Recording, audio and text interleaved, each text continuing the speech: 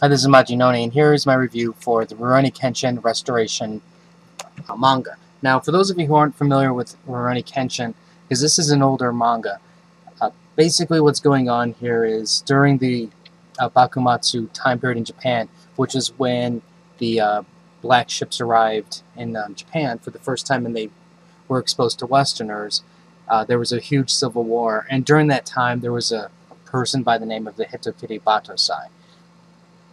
And he would go around and he would just slash people up and kill people right and left. And eventually, when the conflict was over, he threw his sword down and said, I'm going to no longer kill. And he now carries a reverse blade sword. Now, the story of Kenshin, while it's 100% fictional, it does actually use historic elements, and then there's actual people in the manga that are actually historical people, but of course they're all changed slightly here and there. But this is his journey after he wanders, and then after a period of time he arrives and meets this girl named Kaoru, and he helps her out, and this is where he decides to make his home, and that's where the story starts off. Now, for the restoration, what you might want to consider the restoration as a alternate viewing of the original storyline. This here is, I think from my understanding, this is like a prologue where you're only going to get, this is like what takes place before the official act number 1. And it's like a retelling of the original story, but it's not the full length, because this does end a lot sooner than the original manga lasted. Now, from the very beginning, what I noticed is this, if you're familiar with the movie, the live action one, that's what this is based on, but they do make some changes along the way from that. And overall, I was really pleased with it. I was really worried as to how I was going to react to it, because I really enjoyed the original manga. And for me, it kind of seems like it's almost like a cop-out, that instead of maybe doing a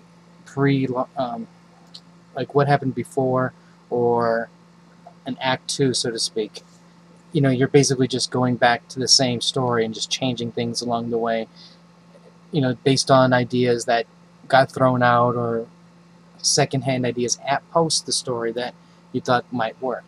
But overall, I was pretty pleased with it. The art is exactly the same as the original, so if you're a fan of the original artwork, you're not going to have any problems with it.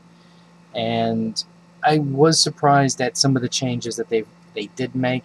I'm not going to go too much into all the changes, because I'd rather have some of that be fresh. But what I will say is, if you're not familiar with the movie, this deals with it starts off dealing with the opium dealer, and a lot of the earlier characters, like Sanosuke and Saito and all those guys, they are introduced differently into this manga. So that I thought was an interesting twist, so to speak. And one thing I really did like at the end was they have this section called Free Talk. And in this section, they actually talk about a lot of the decisions that they made in making the restoration manga. And it's actually a really good read, so I would highly recommend you read that if you buy this. Overall, I really enjoyed it, and I would definitely recommend picking it up.